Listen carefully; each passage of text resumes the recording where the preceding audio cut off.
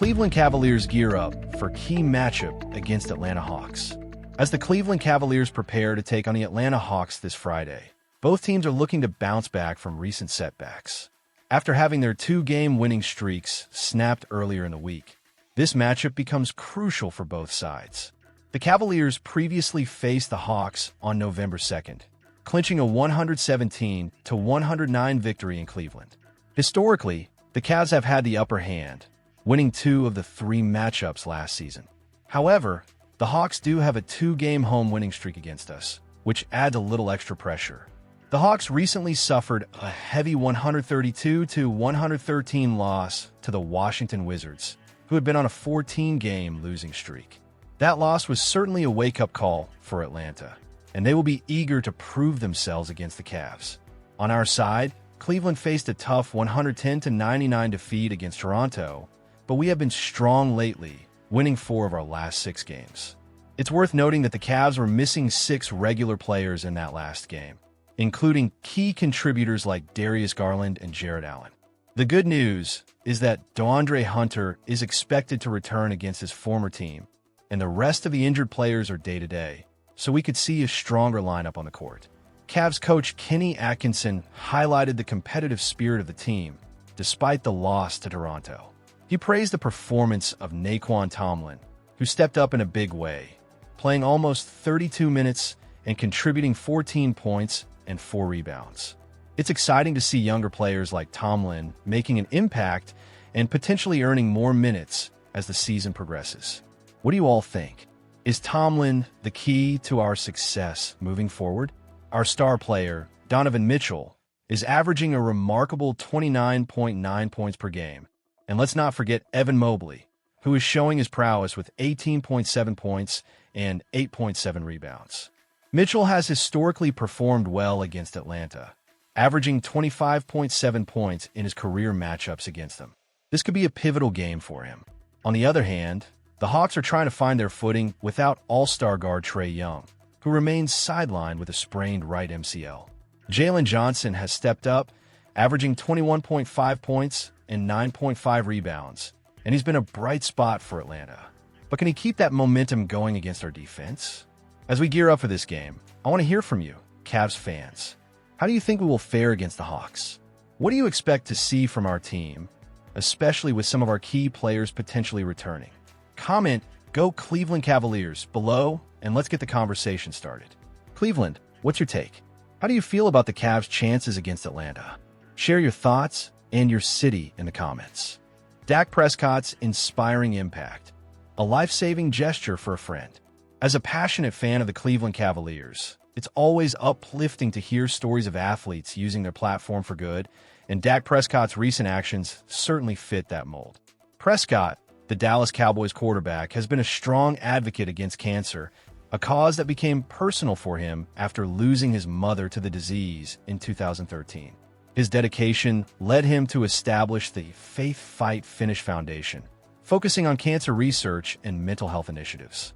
Recently, Prescott organized a cancer screening for the Cowboys coaching staff, which included an unexpected but life-changing invitation to Tad Carper, a senior VP for the Cowboys who has been a close friend of Dak.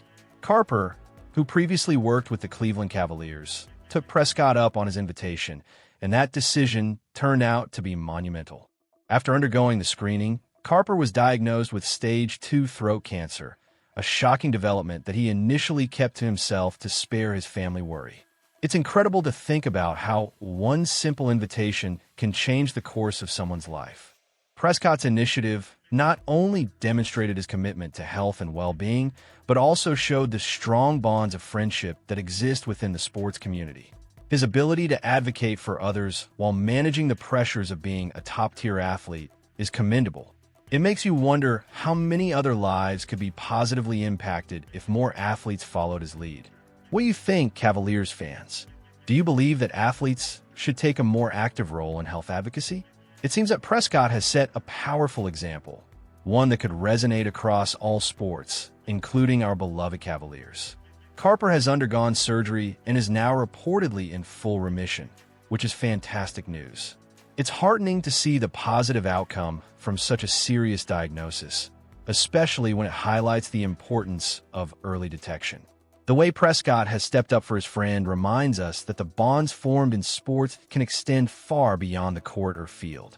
Now, let's turn the focus back to us, Cleveland Cavaliers fans. How do you feel when you think about the players from our team and their potential impact off the court? Are there any Cavaliers players that you believe embody this kind of commitment to their communities? Comment Go Cleveland Cavaliers in the comments, and let's hear your thoughts. What city are you from? And what's your opinion about the Cleveland Cavaliers and their role in the community? Cleveland Cavaliers teammates reflect on unique past with KCP.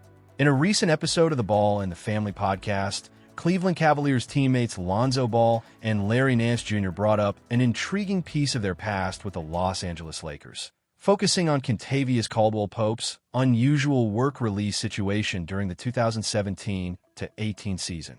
This conversation is an exciting peek into the camaraderie and shared experiences among players, reminding us of the stories that shaped their journeys in the NBA. Nance Jr. expressed his affection for Caldwell-Pope, emphasizing how memorable and real their time together was, even hinting at the unusual nature of KCP's situation. It's fascinating to hear them reminisce about a time that could have been a distraction, but instead highlighted the resilience and spirit of the team. What do you think about Caldwell-Pope's ability to stay engaged with the team despite such unusual circumstances? It's a testament to the bond between teammates. Comment Go Cleveland Cavaliers below to share your thoughts.